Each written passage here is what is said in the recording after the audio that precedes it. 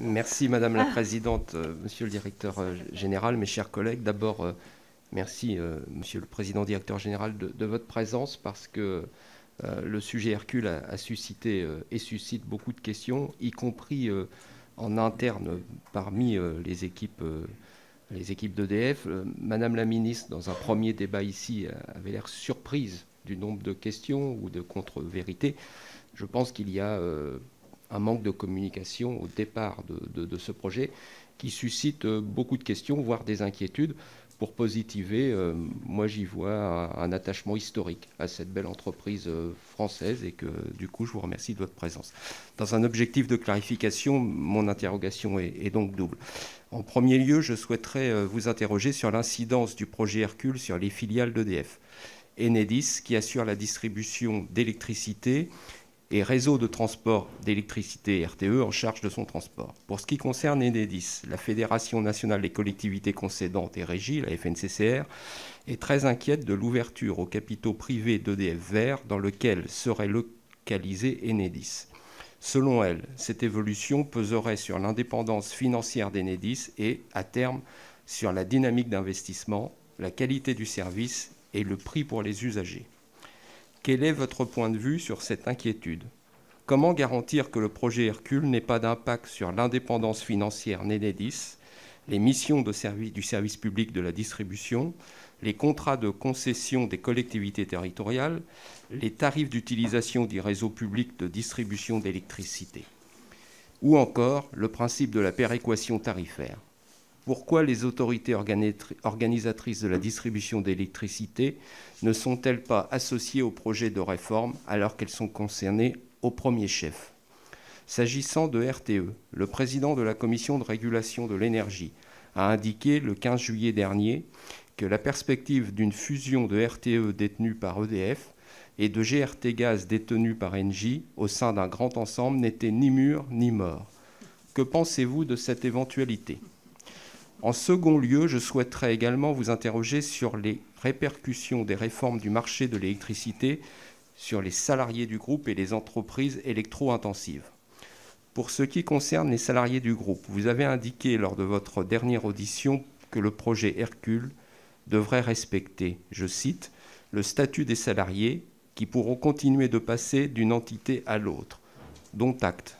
Au-delà de la question du statut, pouvez-vous nous assurer que ce projet ne conduira pas à des cessions d'activités et à des suppressions d'emplois à l'image de la restructuration actuelle d'Engie? Quant aux entreprises électro-intensives, elles sont très préoccupées de leur éventuelle exclusion du dispositif de régulation qui pourrait remplacer l'Arenh. Partagez-vous leurs préoccupations? Je vous remercie.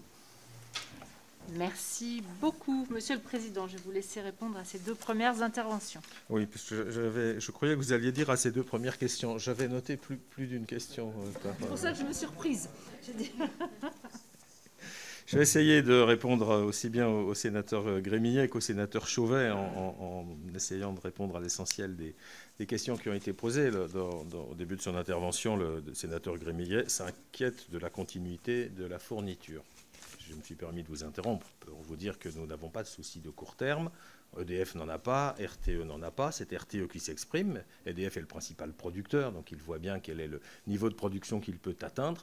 Et c'est RTE qui fait la synthèse entre l'offre de courant qui est produit et la demande telle qu'il la voit en fonction des prévisions qui, évidemment, dépendent du jour de la semaine, mais dépendent aussi du temps qu'il fait, de la température qu'il fait, de la température ressentie.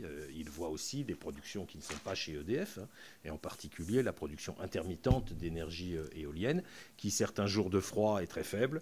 Là, actuellement, elle est plutôt à un niveau moyen de production, meilleur que la production d'énergie éolienne que nous avions vécue au mois de janvier et qui avait amené nos collègues de RTE à émettre un message de vigilance vis-à-vis des Français, ce que je crois ils n'ont pas fait pour la phase de froid que nous vivons actuellement.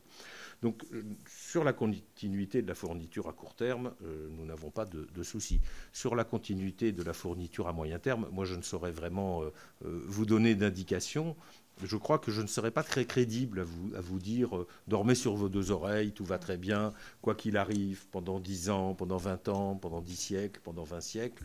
les Français auront toute l'électricité dont ils auront besoin. Je crois que le rôle des dirigeants qui, comme moi, sont amenés à prendre des décisions sur le long terme, c'est d'essayer en permanence d'inscrire leurs décisions d'investissement ou les décisions qu'ils présentent, en l'occurrence au conseil d'administration d'EDF et à l'État, de les inscrire dans une perspective qui, par définition, est délicate. Nous sommes dans des industries qui investissent dans des infrastructures qui vont durer des dizaines et des dizaines d'années. Et elles vont toutes se rassembler pour fournir du courant électrique dans un pays dont on ne sait pas très bien ce qu'il en sera sur le plan démographique, sur le plan économique, sur le plan du comportement des consommateurs en matière de sobriété, et puis sur le plan de la grande transition vers l'électricité, puisque nous allons de plus en plus nous loger avec des pompes à chaleur, donc avec du courant électrique, et nous allons de plus en plus nous transporter avec soit des batteries chimiques qui auront nécessité du courant électrique pour être chargés, soit peut-être pour certaines applications de l'hydrogène qui aura été lui-même fabriqué en cassant avec des courants électriques la molécule d'eau. De la même façon, dans des processus industriels, peut-être dans des processus agricoles, nous allons de plus en plus voir l'utilisation de l'électricité. Et donc à l'horizon de 20 ou 30 ans, la certitude que l'on peut avoir sur l'équilibre du système électrique est évidemment moins forte qu'à l'horizon de quelques jours. Dans ce cadre, le gouvernement a demandé à RTE et à l'AIE, l'Agence internationale de l'énergie, de fournir des scénarios à l'horizon 2030.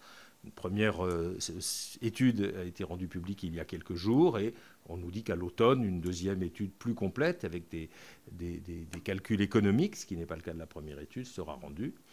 Nous pensons, et je l'affirme volontiers, même un peu en avance de phase par rapport à la sollicitation que nous allons avoir, que dans le cadre des travaux donc demandés par le gouvernement à RTE et à l'AIE, nous allons dire que nous pensons qu'il serait extrêmement dangereux pour assurer la continuité de la fourniture de l'électricité aux Français à un horizon de 15, 20 ans, voire au-delà, il serait extrêmement dangereux de se priver d'électricité nucléaire.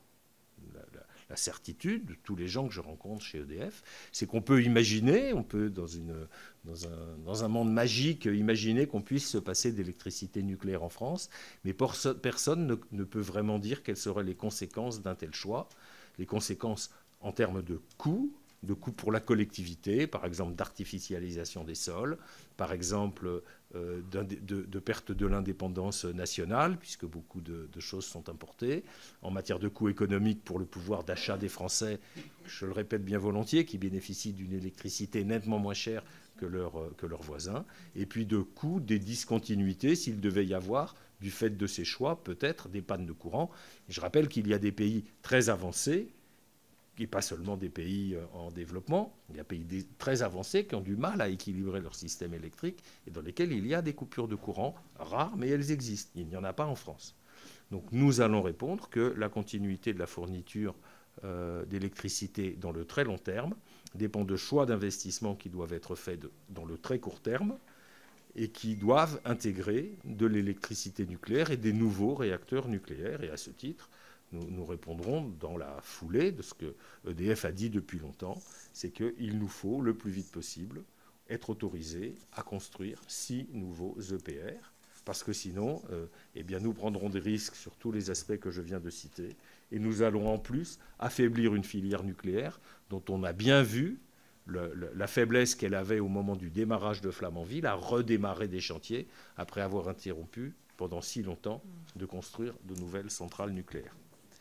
Donc voilà ce que je voulais dire, monsieur le sénateur, en réponse à votre question sur la continuité de la sécurité d'approvisionnement. Donc nous allons militer jusqu'à ce que, j'espère, nous arrivions à convaincre que sans le nucléaire, nous ferions prendre des risques considérables sur beaucoup de sujets majeurs à notre pays. Bien évidemment, c'est l'État qui en décidera le moment venu. En ce qui concerne les concessions expirées, d'abord on vous donnera bien volontiers la liste des concessions qui ont expiré. C'est une liste qui augmente chaque année des concessions qui expirent pendant l'année, par définition. Et ce sont les concessions sur lesquelles la Commission nous demande, en application d'une directive qui a été approuvée par la France il y a une vingtaine d'années, qui a été transposée en droit français, de mettre ces concessions en concurrence. Elle demande à l'État français d'organiser des appels d'offres et elle voudrait même qu'EDF, dans certains cas, puisse ne même pas répondre à ces appels d'offres, pour être sûr que ça ne sera pas nous. Vous savez que la Commission ne nous aime pas beaucoup. Je le dis volontiers. Je connais le côté très discret de ces auditions. Vous savez que la Commission n'aime pas beaucoup EDF. En direct. En direct. Voilà. Et donc, faisons en sorte qu'EDF ne réponde pas à tout, parce qu'il ne s'agit quand même pas qu'il y ait un EDF trop fort en France.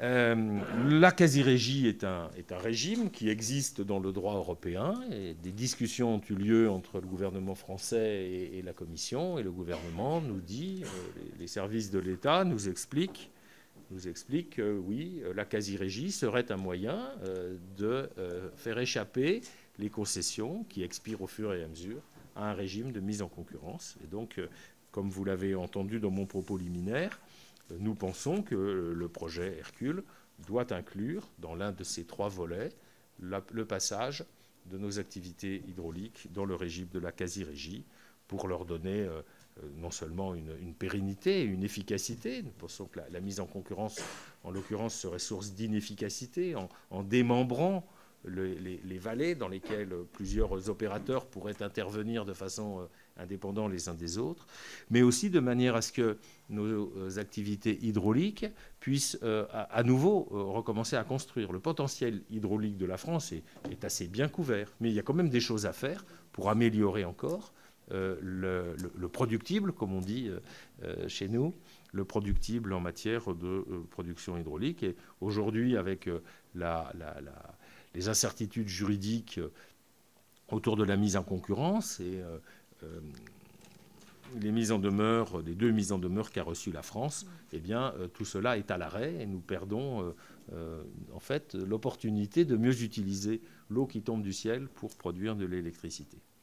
Vous m'avez ensuite parlé des moyens de production qui ferment. Je vous dirai sur Fessenheim que, comme vous le savez, à notre grand regret, les 2 réacteurs sont définitivement arrêtés. Depuis le milieu de l'année dernière, le 2e réacteur a fermé. Et donc nous appliquons les réglementations. Et pendant quelques années, nous sommes en train de libérer le site d'un certain nombre des activités industrielles qui étaient les siennes et de préparer le chantier de déconstruction. Pendant ce temps-là, nous donnons à l'autorité de sûreté nucléaire les informations dont nous aurons besoin pour que ce chantier de déconstruction, qui est une activité nucléaire, puisque nous allons toucher à des matières nucléaires, se fasse avec un accord de l'autorité de sûreté nucléaire. Donc il faut normalement 5 ans entre l'arrêt de la centrale et le démarrage, je dirais, actif de l'activité de démantèlement sur Fessenheim. En ce qui concerne les centrales au charbon, le gouvernement a donc prévu qu'elles s'arrêtent. Nous avons aujourd'hui 2 unités sur le site de Cordemais, qui, je crois, ce matin fonctionne bien, et c'est bien utile puisqu'il fait froid. Et nous avons aussi une unité sur le site du Havre, qui, je crois, fonctionne aussi en cette période de froid. Il faudrait que je le vérifie pour ce matin. Et la centrale du Havre vivant ses derniers jours de fonctionnement, puisque à la fin du mois de mars, elle arrêtera définitivement de fonctionner, comme ont arrêté de fonctionner de très nombreuses centrales au charbon qui avait été l'équipement principal du pays, ou l'un des équipements principaux du pays dans les années 50 ou 60. Un projet éco-combuste de reconversion de la centrale de Cordemais est à l'étude. Les aspects environnementaux, logistiques, économiques de ce projet sont compliqués, donc nous travaillons étroitement avec les services de l'État, avec les services du ministère de la Transition écologique, pour essayer d'examiner la viabilité d'un tel projet qui n'est pas aujourd'hui décidé. Vous m'avez interrogé, si j'ai bien compris, sur différentes conséquences du Covid sur nos chantiers. Et je dirais que nous avons pu nous organiser pour faire passer en priorité sur les chantiers, pendant notamment le premier confinement au printemps, les salariés qui étaient sur le chemin critique, et donc sur le chantier le plus important pour nous, qui est celui de Flamanville 3. Nous n'avons pas observé de retard qui soit lié à cette période. C'est un chantier dont le calendrier reste très tendu. nous commençons à réparer des soudures qui sont très sophistiquées. Et donc, je maintiens que le chantier de Flamanville 3 devrait se terminer à la fin de l'année prochaine et voir le chargement du combustible dans les derniers jours ou les dernières semaines de l'année 2022. En ce qui concerne l'éolien en mer, nous avions, au moment du premier confinement, commencé la construction du chantier d'éolien en mer de Saint-Nazaire. Nous avons depuis décidé la construction du chantier d'éolien en mer de Fécamp. À ma connaissance, aucun de ces deux chantiers, donc les éoliennes en mer à Saint-Nazaire et celle de Fécamp, ne souffrent d'un retard Covid. En ce qui concerne le chantier de Dunkerque, nous sommes dans les premières années, l'attribution est encore récente. Nous avons gagné cet appel d'offres contre, je crois, 7 autres concurrents. Nous sommes très fiers d'avoir fait la meilleure offre. Il est exact que des discussions ont lieu avec la Belgique qui conteste, je crois, le droit de la France à opérer sur Dunkerque. Et nous espérons que ceci trouvera j'en doute pas, une solution paisible. Vous m'avez interrogé sur la révision des contrats d'achat de photovoltaïque qui correspondent à une certaine période. Et donc l'État avec le... Pardon ? L'État avec le concours du Parlement, puisqu'il a fait voter la loi, n'est-ce pas ? Pas vous ?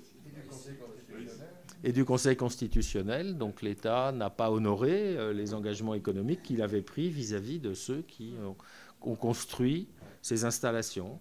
Et le Conseil constitutionnel a validé tout cela. Et donc nous allons...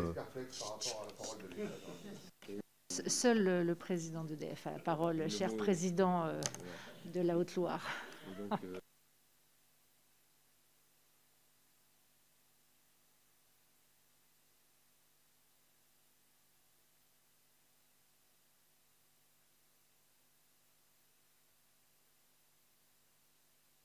Pardon, ça nous rend donc perplexes sur la gestion de projets qui, pour beaucoup, ont été mis au moins partiellement dans les mains d'acteurs financiers, donc de gens qui gèrent notre épargne, et que derrière, finalement, ce qui est fait peut mettre en péril, pour certains épargnants, une partie de l'argent qu'ils ont mis de côté. Donc la confiance qu'il peut y avoir dans les investissements en France est un sujet qui, je pense, préoccupe beaucoup de gens dans cette salle, et nous allons, pour ce qui nous concerne, devoir rentrer dans des discussions avec l'administration sur la mise en œuvre pratique de cette décision. Et puis vous m'avez parlé de 2 sujets de taxonomie. J'espère avoir à peu près tout noté, monsieur le sénateur Grémillet.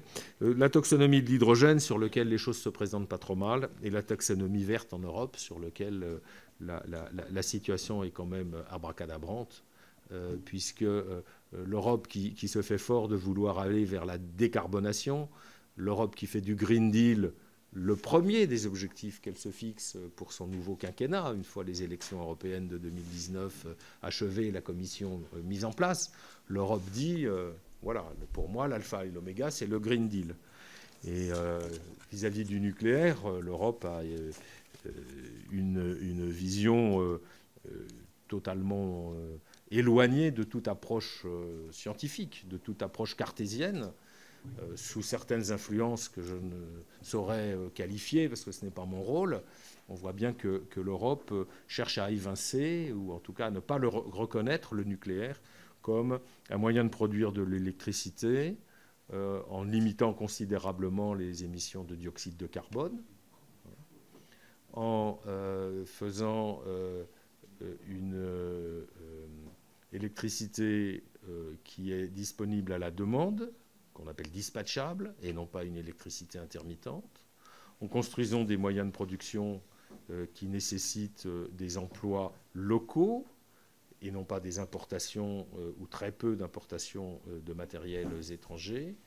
Et donc il y a une incohérence que nous dénonçons entre l'Europe qui dit publiquement que c'est le réchauffement de la planète qui est le premier de ses objectifs, et une Europe qui voudrait exclure le financement du nucléaire des standards qu'elle préconise sur les marchés financiers. Le gouvernement français, 7 ou 8 autres gouvernements européens, pas une majorité au sein des 27, mais ils ne doivent pas être loin de 10 au total, se sont élevés contre cette proposition en matière de taxonomie, mais nous ne sommes pas majoritaires. Et nous sommes évidemment stupéfaits de voir la tournure que prennent les choses. Et je dirais, c'est peut-être aussi lié au sujet Hercule dont on va parler tout à l'heure. Je dirais que la manière dont les services de la Commission européenne abordent ces sujets qui touchent à l'énergie, qui touchent à la décarbonation, qui touchent au rôle des acteurs européens, c'est quelque chose qui, en tant que président d'EDF, m'interpelle quant à la manière de traiter les acteurs européens, surtout moi qui viens du monde du numérique, quand j'ai vu la manière différenciée, on va dire, dont ont été traités dans l'histoire encore récemment les opérateurs européens, notamment dans les télécoms, qu'ils soient fournisseurs ou exploitants de réseau, et les grands opérateurs extra-européens qu'on appelle les GAFAM. Là, j'y vois quelque chose d'un peu similaire. Et comme je l'ai dit à plusieurs reprises, je m'étonne que seules des banques extra-européennes puissent financer des réacteurs nucléaires qui ne viennent pas d'Europe, dans la vision qu'a l'Europe du nucléaire sur son territoire. C'est quelque chose sur lequel aucune réponse logique me paraît en mesure d'être opposée. Alors je vais revenir aux questions de monsieur Chauvet pour lui dire, je l'ai dit tout à l'heure, que la manière dont Enedis serait traité dans Hercule, c'est qu'il n'y aurait pas de changement. Les inquiétudes que j'entends de ci, de là, relèvent sans doute d'un manque de dialogue. Mais il est en effet difficile d'ouvrir un dialogue, notamment avec les fédérations concédantes. Je rencontre néanmoins dans quelques jours plusieurs personnes qui font partie des concédants. Il est difficile de le faire dès lors que c'est un projet qui est en cours de discussion et que certaines des grandes lignes du projet sont loin d'être actées. Si le gouvernement ou EDF doit aller au contact d'interlocuteurs sans être en mesure de dire de façon suffisamment détaillée de quoi on parle et va-t-il ou non y avoir un accord, c'est une discussion qui ne sera pas très, très riche. Mais ce que je voudrais dire, c'est qu'il n'est prévu aucun changement. Je l'ai dit tout à l'heure, je le répète bien volontiers. Le seul changement, c'est qu'au lieu qu'Enedis soit filiale à 100% d'EDF, dont le capital n'est pas détenu à 100% par l'État, mais seulement à 83% par l'État, Enedis serait filiale d'une société EDF Vert, filiale à 100% comme aujourd'hui d'une société EDF Vert, dont le capital serait lui-même détenu de façon très majoritaire par EDF Bleu et par l'État, et avec la volonté d'y mettre quelques actionnaires minoritaires. Donc il y a déjà une participation d'actionnaires minoritaires dans Enedis, il y en aurait demain et les choses ne changent pas. J'ai répété aussi qu'à mes yeux, la péréquation tarifaire n'est pas un sujet à l'ordre du jour, pas plus que ne l'est le changement des contrats de concession, qui d'ailleurs ont été signés entre Enedis et les autorités concédantes et qui n'ont absolument rien à voir avec une éventuelle évolution du capital du propriétaire d'Enedis et non pas du capital d'Enedis. Et enfin, vous avez signalé, s'agissant de RTE, d'éventuels rapprochements avec GRT Gaz. C'est un sujet qui ne touche EDF que de façon indirecte et sur lequel je n'ai pas d'opinion tranchée. Je ne connais pas précisément ce projet. Vous avez parlé de l'emploi. L'emploi chez EDF dépend de l'activité d'EDF. Notre objectif est que l'activité d'EDF soit plus prospère, plus nombreuse, plus forte, plus engagée vers l'avenir, plus capable de se projeter sur des investissements dans le temps long qu'elle ne l'est aujourd'hui, où je rappelle, nous avons été dégradés 5 fois par les agences de notation. Une grande partie du travail de la direction financière et de moi-même, c'est de voir quels sont les actifs qu'on peut continuer à céder sans toucher au cœur d'EDF. Demain, notre objectif, c'est plus de croissance et c'est donc plus d'emplois. Ça ne veut pas dire qu'il ne faut pas faire des efforts pour que EDF soit un opérateur avec une production et une ressource humaine coordonnée, harmonisée, mais le projet que nous portons est un projet de développement du groupe EDF en France et donc de développement de l'emploi en France, d'ailleurs autant chez les prestataires d'EDF qui sont très nombreux dans de très nombreux domaines, les partenaires d'EDF, que chez EDF lui-même. Et enfin, j'ai noté que vous aviez parlé industriels à haute intensité énergétique dans leur situation manufacturielle, ce qu'on appelle les HEI. Ils bénéficient d'un régime ad hoc qui a été approuvé par la Commission de Bruxelles dans l'ensemble de l'Europe depuis déjà de nombreuses années, et il n'est prévu aucun changement pour ces industriels.